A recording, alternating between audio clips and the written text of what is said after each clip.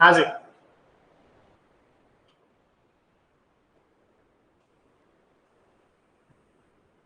जल्दी कीजिए बच्चों।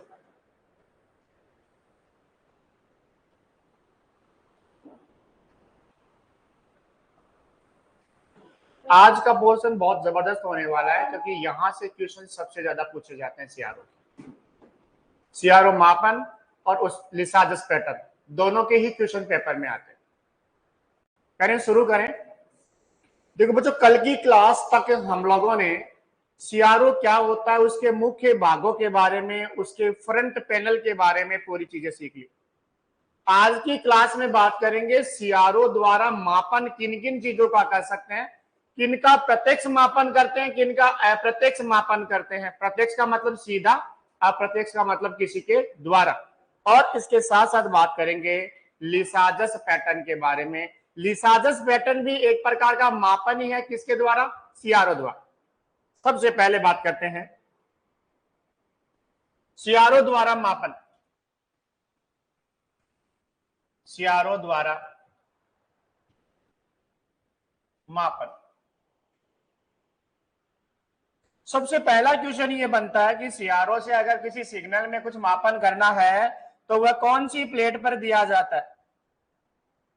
पहला क्वेश्चन तो यही है कि सीआरओ से कुछ मापन करना है तो उसका सिग्नल कौन सी प्लेट पे देते हैं? हॉरिजेंटल पे या वर्टिकल पे? वर्टिकल पे दिया जाता है, हॉरिजेंटल पे नहीं दिया जाता। कल ब्लॉक डायग्राम में समझाया भी था, लिखवाया भी था मैंने। इनपुट सिग्नल कौन सी प्लेट पे देते हैं? वर्टिकल प्लेट पे देते हैं। ध्यान रखना, उस इनपुट के साथ जैसा इनपुट है वैसी की वैसी सातों तरंगे उत्पन्न होकर वो किस पे जाती है? हॉरिजेंटल पे जाती है। इनपुट किस पे जाता है? वर्टिकल पे जाता है। तो सीआरओ में इनपुट सिग्नल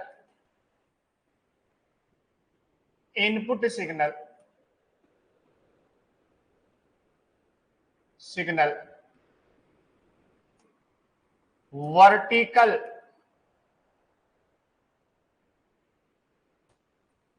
डिफ्लेक्शन प्लेट पर दिया जाता है।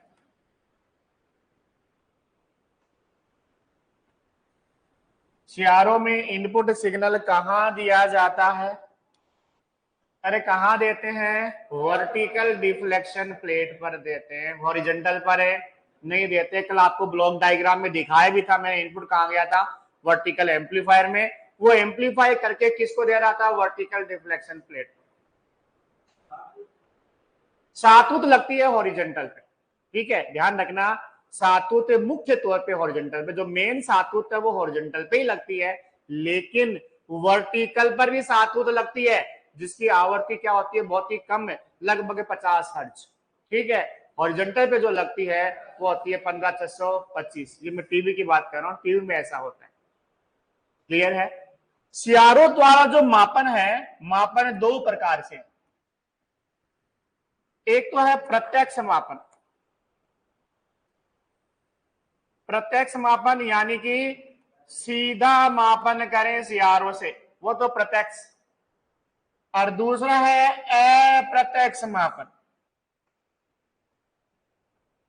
अप्रत्यक्ष मापन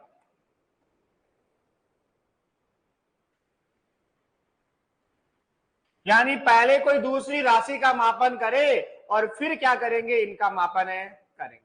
तो प्रत्यक्ष रूप से सीआरओ में मापन कर सकते हैं दो चीजों का। एक तो करते हैं सीकर से शिखर मान। इंग्लिश में कहें तो पीक टू पीक वैल्यू। एक तो सीआरओ द्वारा हम सीधा मापन किसका कर सकते हैं? पीक टू पीक वैल्यू का मापन सीआरओ में सीधा कर सकते हैं, पहला तो। दूसरा किसका मापन कर सकते हैं? किसका? आवर्तकाल। आवर्तकाल टाइम पीरियड का मापन सीधा कर सकते हैं। ये दो मापन सीआरओ में सीधे कर लिए जाते हैं, कुछ भी जरूरत नहीं। लेकिन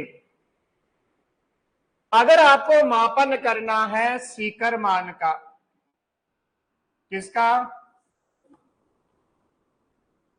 पीक वैल्यू का। शिखर मान, शिखर मान मतलब हो गया पीक वैल्यू। दूसरा आरएमएस मान। तीसरा औसत मान। औसत मान। चौथा आवर्ती। आवर्ती मतलब फ्रीक्वेंसी। औसत मान मतलब एवरेज वैल्यू।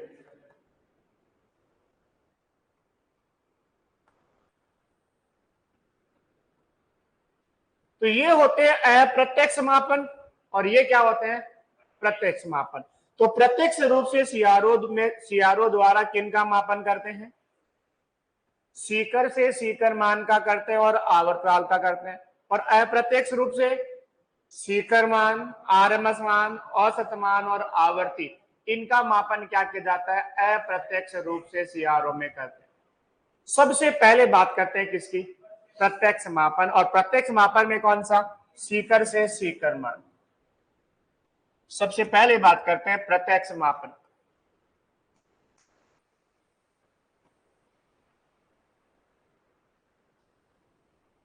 प्रत्यक्ष मापन डायरेक्ट मेजरमेंट। और डायरेक्ट मेजरमेंट में किसका करते हैं? शिखर से शिखर मान। इंग्लिश में कहें तो पीक टू पीक वैल्यू।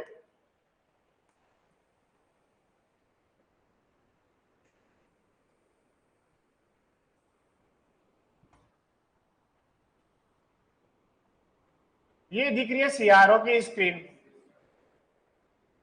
अरे दिख रही है ना सीआरओ स्क्रीन? तो बताएगा सीआरओ स्क्रीन की लंबाई चौड़ाई क्या होती है भाई? लंबाई कितनी होती है, चौड़ाई कितनी होती है सामान्यतः सीआरओ स्क्रीन की? जो नॉर्मल सीआरओ है, नॉर्मल सीआरओ में ये वाली जो लंबाई है ना, ये वाली, वो तो होती है 8 सेंटीमीटर। 4 खांचे ऊपर होते हैं, 4 खांचे नीचे होते हैं। देख लीजिए, इसमें देख लीजिए। और ये वाली जो लंबाई होती है, ये होती है 10 सेंटीमीटर।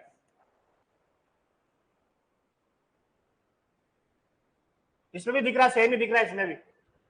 इधर से कितनी होती है? 8। इधर से कितनी होती है? 10। त्रिज्या कितनी होगी? पाइथागोरस फ्री में आती होगी आपको। 8 का स्क्वायर प्लस 10 का स्क्वायर, 64 प्लस 100, 164 का वर्गमूल ले लो। ठीक है, 164 का वर्गमूल लेते हैं तो लगभग 12.9, कितना? 12.9 सेंटीमीटर तिरछी डायगोनल लंबाई होती है सीआरओ स्क्रीन की। लगभग 12.9 सेंटीमीटर होती है। ठीक है, ऐसे क्वेश्चन भी, जनरल क्वेश्चन भी पूछ सकता है पेपर बनाने वाला, जो किताबों में लिखे हुए नहीं मिलते। प्रैक्टिकल क्वेश्चन है। 8 सेंटीमीटर ऐसे, 10 सेंटीमीटर ऐसे, और तिरछी कितनी होती है? 12.9 सामान्य। अब देखो, सीकर से सीकर मान का मापन करना है तो आप जिस सिग्नल का मापन करना है उसको कहां लगाओगे? सीआरओ की वर्टिकल डिफ्लेक्शन प्लेट पर। किस पे लगेगा? आपको अंदर जोड़ना नहीं है, आपको वीएनसी केबल लगानी है, अपने आप ही वर्टिकल पे लग जाता है। ठीक है, कहीं खोल के वर्टिकल प्लेट ढूंढने लग जाओ, वो काम मत करना। अब आपने सिग्नल दे दिया, सिग्नल दे दिया बच्चों, तो इस प्रकार का ध्यान दीजिएगा।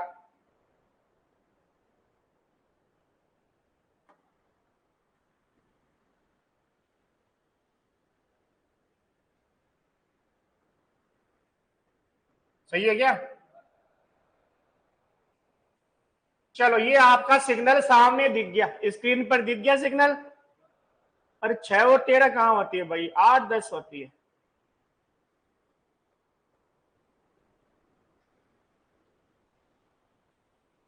हाँ जी, यस। इस प्रकार का सिग्नल आपको स्क्रीन पर दिख गया। स्क्रीन पर दिखने के बाद ध्यान दीजिएगा बच्चों, ये आपका सिग्नल है। आपको सबसे पहले वोल्ट पर डिवीजन वाले को देखना है। किसको देखना है? तो वोल्ट पर डिवीजन पैमाना जो आपके वहां पर सेट करने के लिए कल दिखाया था ना मैंने नोब, उससे आपको सेट किया आपने वोल्ट पर डिवीजन।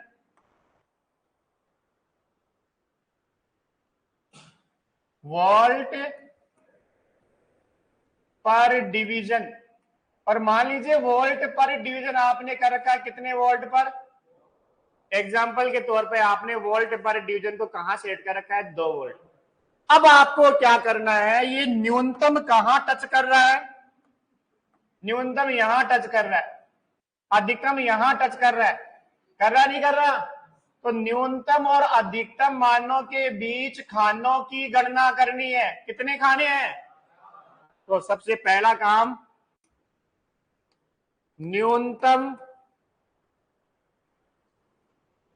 एवं अधिकतम मानों या मान के बीच खानों की गिनती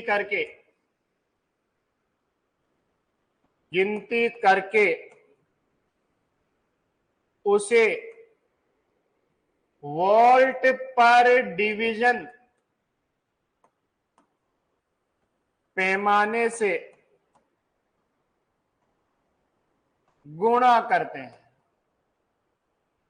तो यहां पर पीक टू पीक कितना आएगा? खाने कितने हैं? वोल्ट पर डिवीजन कितना? 2। तो पीक टू पीक कितना आ गया? 8 वोल्ट। इस एग्जाम्पल में, ये एग्जाम्पल है भाई, खाने तो अपने पास कितने हैं? 4।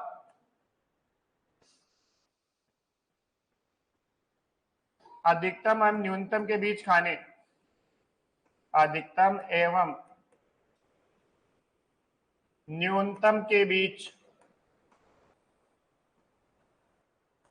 खाने, कितने खाने आ रहे हैं?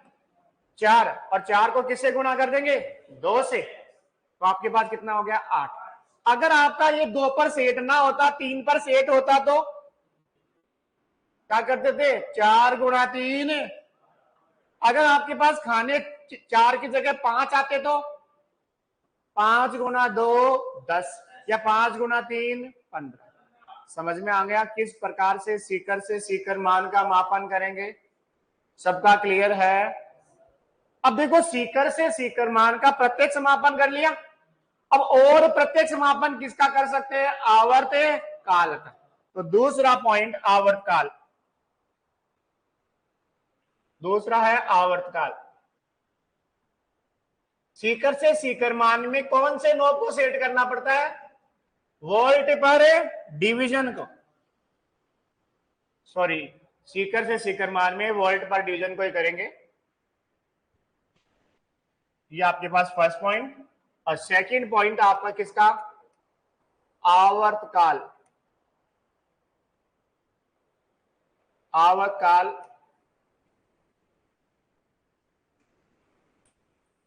Time period. देखो टाइम पीरियड में क्या करेंगे, वो तरंग जो आपकी थी उसको मैं वापस बना देता हूं यहां पर।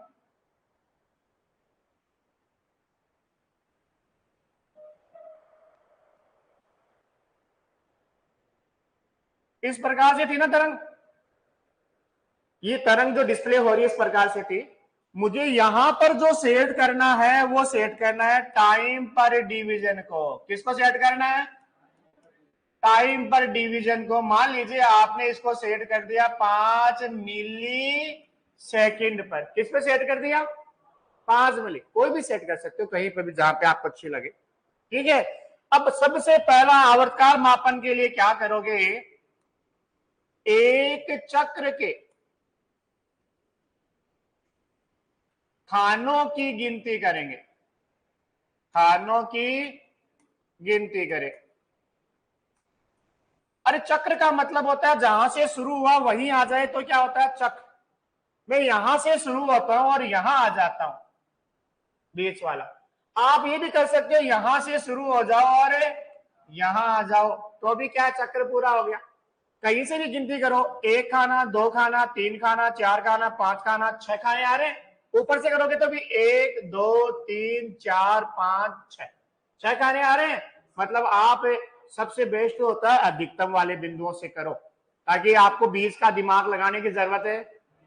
या आप कहीं से भी गिनती करोगे बराबर ही आएंगे, कम ज्यादा नहीं आएंगे। यहां से करोगे तो भी 6 आएंगे, यहां से करोगे तो 6 आएंगे, यहां से करोगे तो भी 6 आएंगे, हर जगह बराबर ही आएंगे। ठीक है, ये एग्जाम्पल के 6, वहां 7 भी हो सकते। तो क्या करेंगे, एक चक्र के खानों की गिनती करें, उसके बाद खानों की संख्या को, एक चक्र के खानों की संख्या को, एक चक्र के खानों की संख्या को टाइम पर डिवीजन पैमाने से गुणा करके, टाइम पर डिवीजन पैमाने से गुणा करके आवर्तकाल का मापन करें या आवर्तकाल का मान ज्ञात करें। एग्जाम्पल के तौर पर यहां कितने खाने हैं, गुणा किसे करेंगे, 5 मिली सेकेंड, तो कितना हो गया, 30 मिली सेकेंड। कितना हो गया भाई, 30 मिली सेकेंड। दो काम हो गए, प्रत्यक्ष मापन कर लिया। प्रत्यक्ष मापन किस किस का किया, सीकर से सीकर मान और दूसरा आवर्तकाल, दोनों का प्रत्यक्ष मापन हो गया भाई। चलें आगे। इसके बाद अप्रत्यक्ष मापन, दूसरा आता है अप्रत्यक्ष मापन। अप्रत्यक्ष मापन, ध्यान दीजिएगा भाई। अप्रत्यक्ष मापन में सबसे पहले शिखर मान,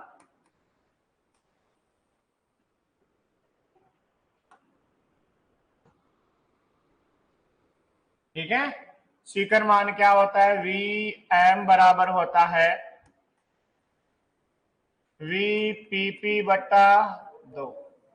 तो आपको शॉर्ट में ध्यान में रखना है, सीकर से सीकर मान का मापन करके उसमें 2 का भाग देकर, पहले किसका मापन करोगे, सीकर से सीकर मान का, उसमें किसका भाग दोगे, 2 का, तो किसका मान आ जाएगा, सीकर मान का।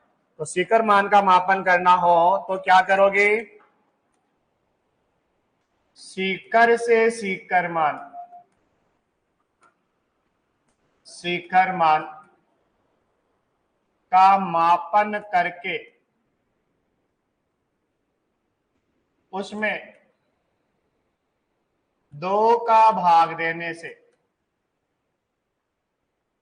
से शिखर मान ज्ञात होता है।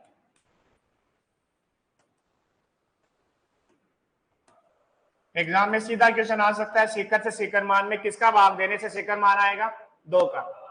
पहला तो हो गया शिखर मान। दूसरा है आरएमएस मान, आरएमएस मान आप सभी को पता है वी आर एम एस बराबर होता है वी एम बट्टा √2, और वी एम क्या होता है, वी पी पी बट्टा 2। अभी भाग किसका लग रहा है, एग्जाम में आ चुका है भाई, दिल्ली मेट्रो में आ चुका है क्वेश्चन, ये भाग किसका लग रहा है, 2 √ तो इसको कह सकते हैं सीकर से सीकर मान का, सीकर से सीकर मान का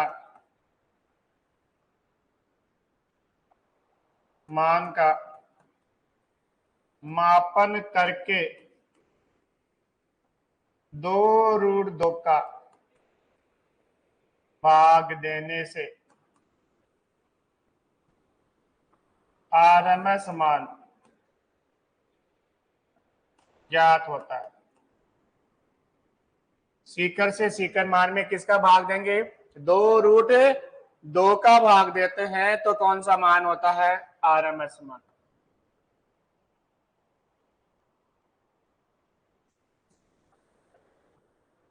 किसका, 20 का पता कैसे लगेगा? ये चीज बीच में ऊपर और नीचे का पता चल जाएगा, लेकिन सेंटर का पता कैसे लगाओगे? तरंग तो ऊपर नीचे कर सकते हैं ना, ये पता कैसे चलेगा सेंटर में आ गई? वो सेट कर लेंगे, उसमें त्रुटि तो हो सकती है ना। और तीसरा होता है औसत मान। औसत मान कैसे निकालेंगे? वी एवरेज बराबर होता है 2 VM बट्टा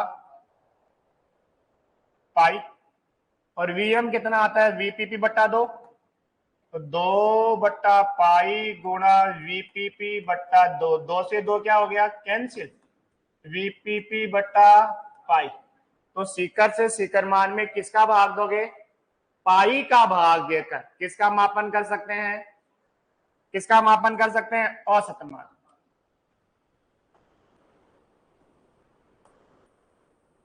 सीकर से सीकर मान में पाई का भाग देकर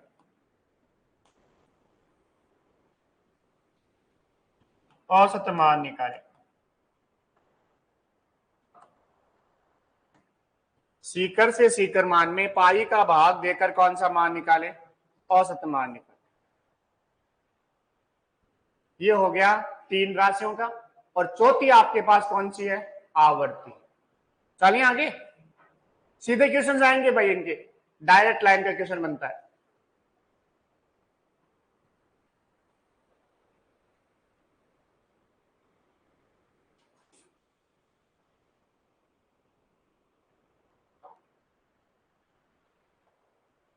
आज ही हो गया क्या? चौथी राशि आती है आवर्ती।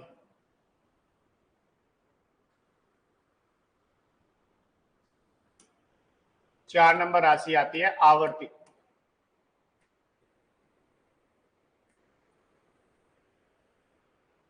आवर्ती फ्रीक्वेंसी का मापन कैसे करेंगे? सबसे पहले आवर्तकाल का मापन करेंगे, और उसका व्युत्क्रम लेकर आवर्ती का मापन किया जाता है। आवर्तकाल का मापन करके उसका व्युत्क्रम लेकर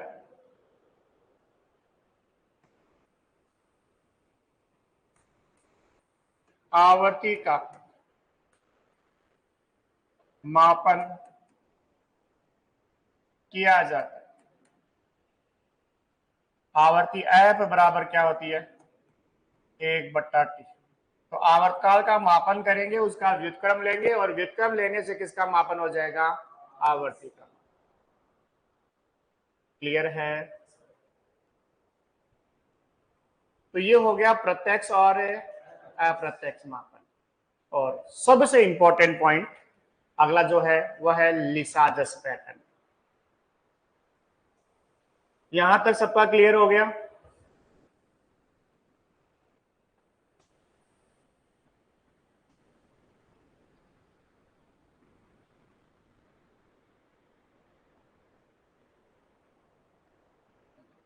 पॉइंट है लिसाजस पैटर्न।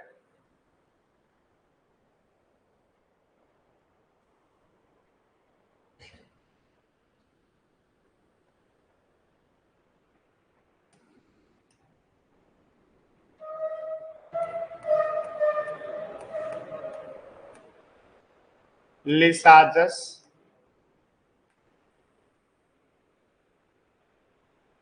पैटर्न, ध्यान दीजिएगा सभी। लिसाजस पैटर्न क्या होता है देखिएगा। अगर सीआरओ की हॉरिजॉन्टल और वर्टिकल प्लेट पर साइनोसोइडल सिग्नल लगाते हैं, कौन सा? तो स्क्रीन पर बनने वाला पैटर्न क्या कहलाता है? Lissajous pattern. समझ में आ गई बात? तो लिसाजस पैटर्न क्या होता है? यदि सीआरओ की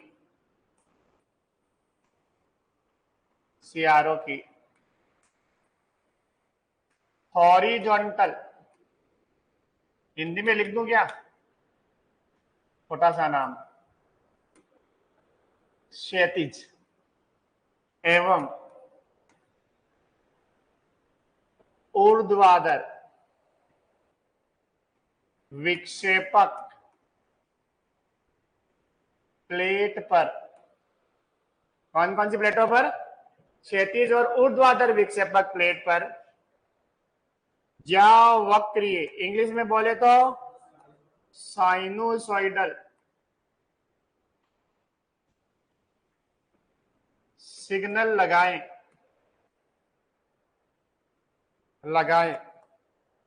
तो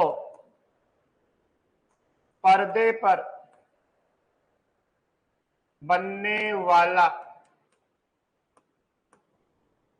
पैटर्न लिसाजस पैटर्न कहलाता है। अगर साइनोसॉइडल सिग्नल लगाएं तो पर्दे पर बनने वाला पैटर्न क्या कहलाता है? लिसाजस पैटर्न कहलाता है। समझ में आई बात? ये लिसाजस पैटर्न से किन किन राशियों का मापन कर सकते हैं? हो गया, ये दो है ऑसिलेटर, ये वर्टिकल प्लेट पर लगा दिया, ये किस पर लगा दिया? हॉरिजॉन्टल पर। और ये पर्दे पे जो बन रहा है वही क्या है? अरे ये क्या है? Lissajous pattern. ओके, चलिए आगे। लिसाजस पैटर्न के द्वारा या की सहायता से मापी जाने वाली राशि, पॉइंट है, लिसाजस पैटर्न से, लिसाजस पैटर्न से मापी जाने वाली राशियां। लिसाजस पैटर्न से दो राशियों का मापन कर सकते हैं। एक तो कर सकते हैं आवर्ती, एक मिनट, मैंने पहले डायग्राम कौन सा लिया है? पहले मैंने फेज वाला लिया है। तो एक तो कर सकते हैं फेज कोण का, फेज कोण का मापन, या कलांतर का मापन।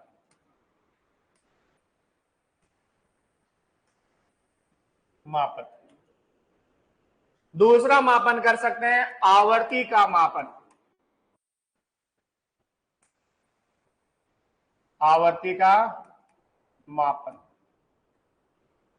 ठीक है, तो लिसाजस पैटर्न से दो राशियों का मापन कर सकते हैं, एक तो कलांतर का मापन या फेज कोण का मापन, दूसरा किसका कर सकते हैं?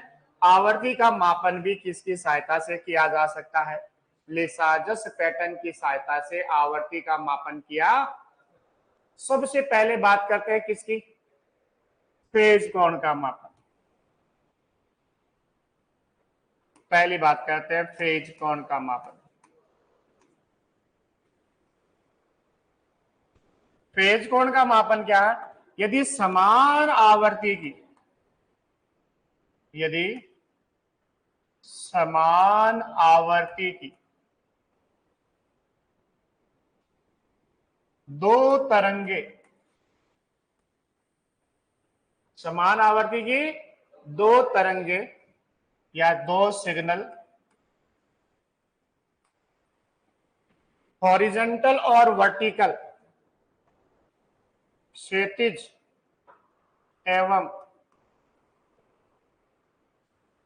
ऊर्ध्वाधर विक्षेपक प्लेट पर लगाए जाए, क्षैतिज और ऊर्ध्वाधर विक्षेपक प्लेट पर लगाया जाए तो पर्दे पर बनने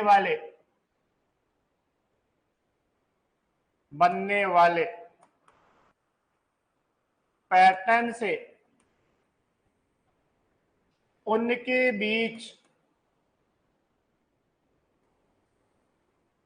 बीच के कलांतर का मान ज्ञात कर सकते हैं।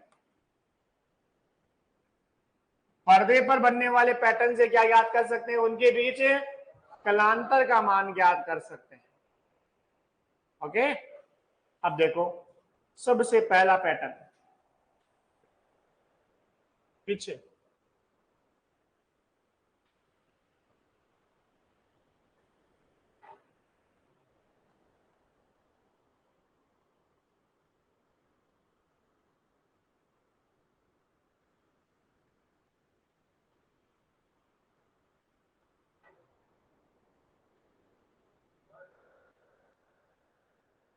चेंज करो।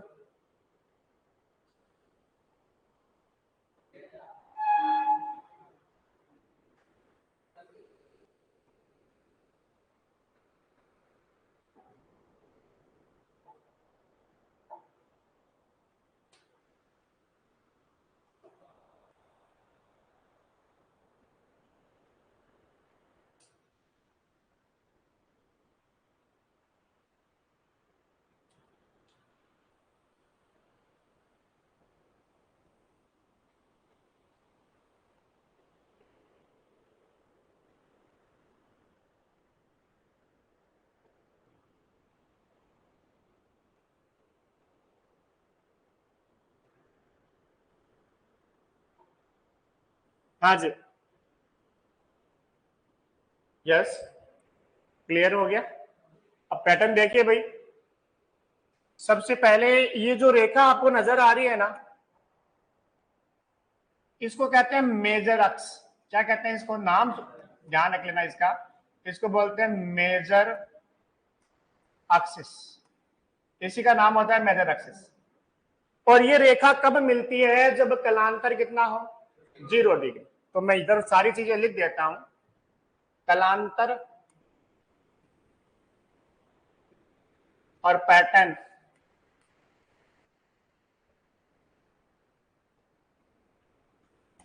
ठीक है। कलांतर, सबसे पहला कलांतर कितना? 0 डिग्री। पैटर्न क्या बनेगी? रेखा कितने डिग्री कोण पर? 36 से 45 डिग्री कोण पर। क्षैतिज से 45 डिग्री धनात्मक कोण पर रेखा।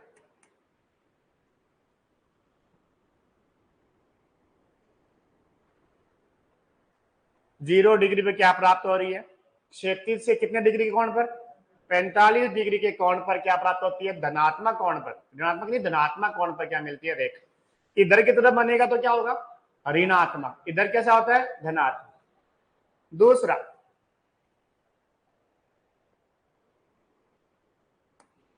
कलांतर कितना डिग्री? मैं उस दूसरे से पहले तीसरा कर लू। पहले तीसरा, कलांतर कितना डिग्री? 90 डिग्री।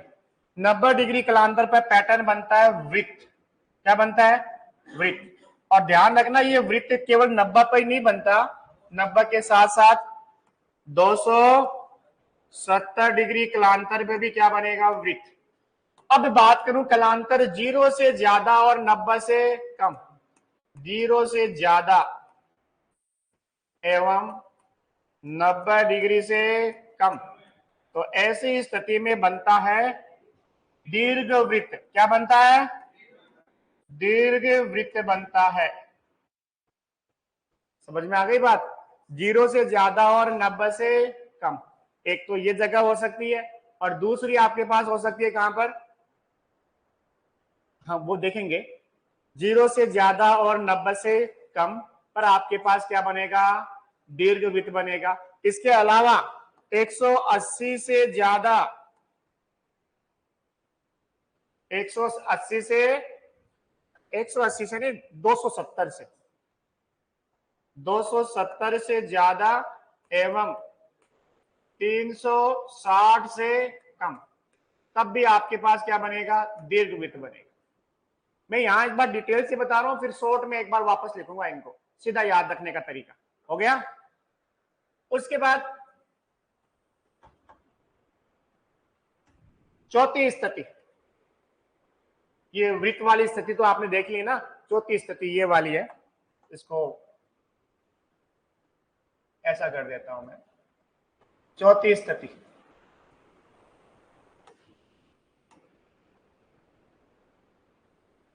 नब्बे से ज्यादा,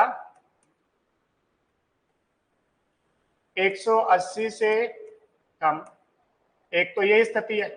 दूसरी 180 से ज्यादा, 270 से कम, इसमें भी आपके पास क्या बनेगा, दीर्घवृत्त,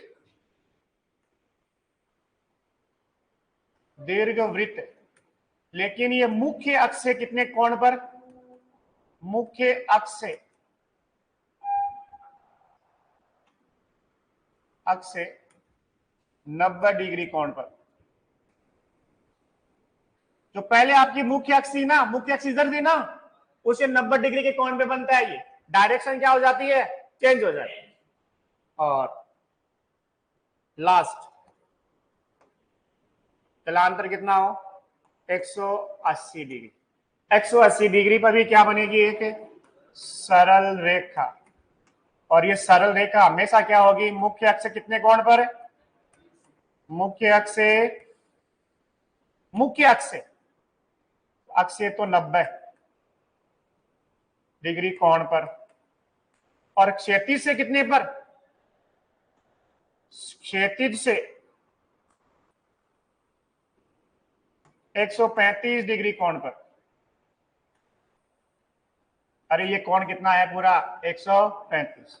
मुख्य अक्ष से 90 डिग्री। इस लाइन को क्या बोलते हैं, मुख्य अक्ष बोलते हैं। ये जो लाइन है ना, इसको बोलेंगे मुख्य अक्ष। और इस मुख्य अक्ष से तो 90 डिग्री के कोण पर है, और क्षैतिज से कितने डिग्री के कोण पर है, 135 डिग्री कोण।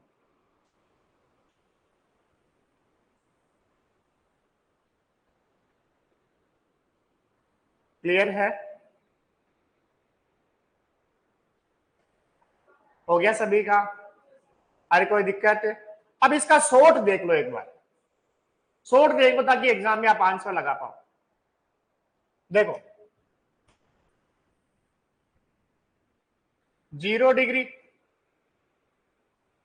180 डिग्री, इन पे तो क्या बनेगी, सरल रेखा। रेखा की डायरेक्शन मत ध्यान दो, सरल रेखा। 90 डिग्री, 270 डिग्री, इन पे क्या बनेगा, वृत्त। अन्य कोणों पे क्या बनेगा, बस ये तीन ही चीज याद रखनी है। डायरेक्शन से ज्यादा तीन चीज याद रखो, 0 डिग्री और 180 डिग्री पर तो क्या, सरल रेखा।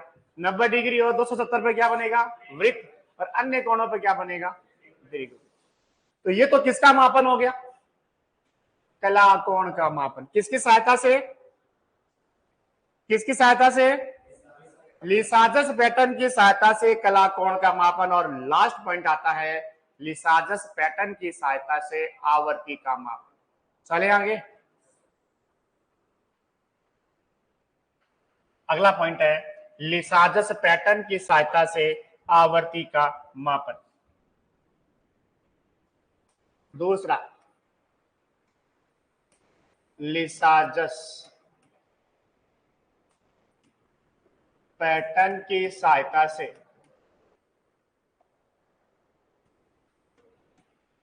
आवर्ती मापन। ध्यान दीजिएगा, आवर्ती मापन आपको दो सिग्नल लगाने, एक तो ओरिजेंटल पर, एक वर्टिकल। एक सिग्नल की आवर्ती तो आपको पता होनी चाहिए, और एक की आपको क्या करनी है, ज्ञात करनी है। तो जिसकी पता है उसको कहां पे लगाओगे, हॉरिजॉन्टल डिफ्लेक्शन प्लेट पे लगाओगे। किस पे लगाओगे, तो सबसे पहले तो ध्यान दीजिए, ज्ञात आवर्ती वाला सिग्नल, ज्ञात आवर्ती वाला सिग्नल, ज्ञात आवर्ती वाला सिग्नल कहां लगाएंगे, क्षैतिज विक्षेपक प्लेट पर, विक्षेपक प्लेट पर। और अज्ञात आवर्ती वाला सिग्नल कहां लगाएंगे, अज्ञात आवर्ती वाला सिग्नल, अज्ञात आवर्ती वाला सिग्नल लगाएंगे ऊर्ध्वाधर विक्षेपक प्लेट पर, ऊर्ध्वाधर विक्षेपक प्लेट। अरे ज्ञात आवर्ती वाला किस पे लगाएंगे? ज्ञात आवर्ती वाला किस पे लगाएंगे? क्षैतिज पर। और अज्ञात वाला किस पे लगाएंगे? ऊर्ध्वाधर पर। Point clear? फिर एक फॉर्मूला देखिए भाई, एफ वी बट्टा एफ एच बराबर होता है एन एच बट्टा एन वी। एफ वी बट्टा एफ एच बराबर क्या होगा? एन एच बट्टा एन वी। और अगर ये फॉर्मूला है तो एफ वी क्या आएगा? एफ वी आएगा एन एच बट्टा एन वी गुणा एफ एच। यहां एन एच क्या है? एन एच का मतलब है क्षैतिज लाइन का संपर्क, क्षैतिज लाइन का संपर्क। और एन वी का मतलब क्या है? ऊर्ध्वाधर लाइन का संपर्क, ऊर्ध्वाधर लाइन का संपर्क। तो एफ वी बराबर क्या हो जाएगा? एन एच बट्टा एन वी गुणा एफ एच। ध्यान दीजिएगा ये उल्टा है, यहां वी है और यहां क्या है? एच। इतना ध्यान रखना। अब ये काम में कैसे लेना है वो सीखिए। ये हो गया, नोट कर लिया? अब किस प्रकार से काम में लेना है वो सिखाता हूं। चलें आगे।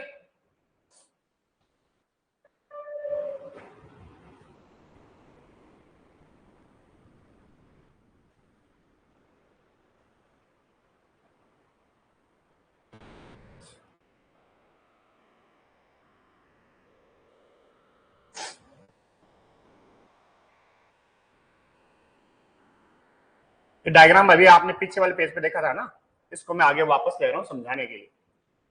अब मैं इसमें देखो, केवल और केवल हम कितने डायग्राम समझे? पहले 3 समझ लेते हैं, इधर वाले 3।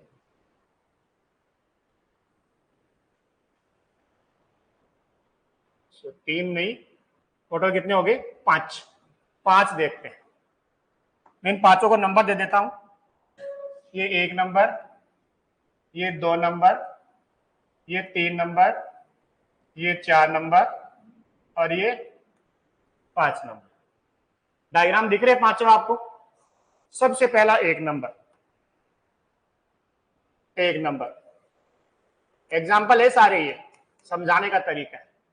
1 नंबर में फॉर्मूला लगाओगे एफ वी बट्टा एफ एच बराबर एन एच बट्टा एन वी। ये फॉर्मूला है। देखो एन एच का मतलब क्या है, ध्यान दीजिएगा। आपको इसको बॉक्स में लेना है। किस में लेना है? बॉक्स में लेना है। अरे ले लिया बॉक्स में?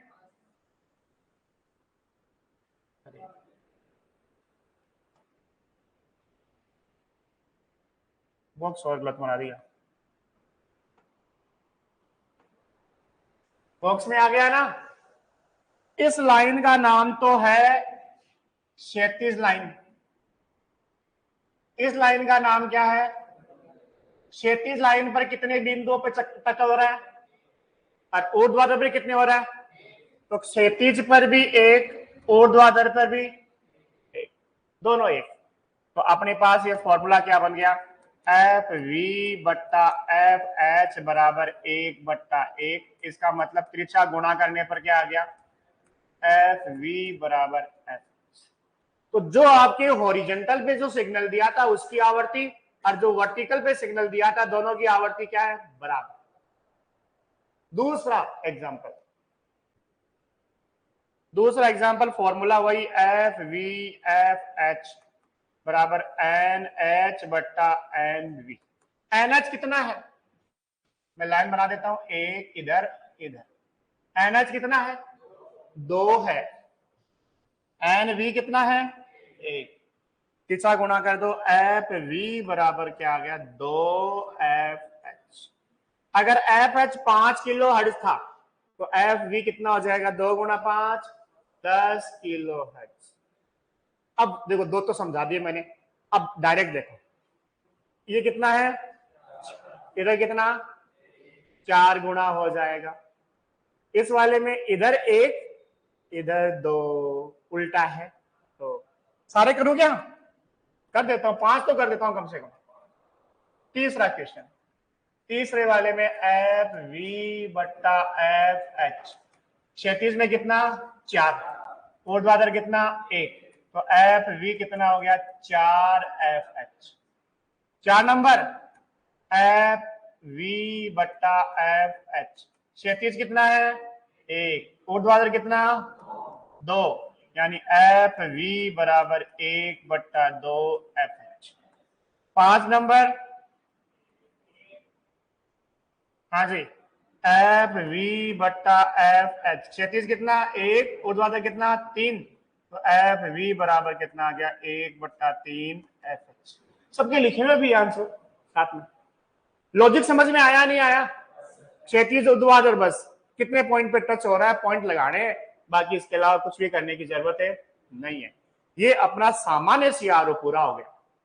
कल देखेंगे स्टोरेज सीआरओ डीएस। आज के लिए इतना ही।